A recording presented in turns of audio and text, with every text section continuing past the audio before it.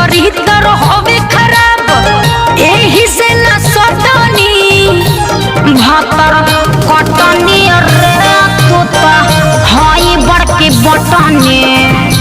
झगड़ेलू रे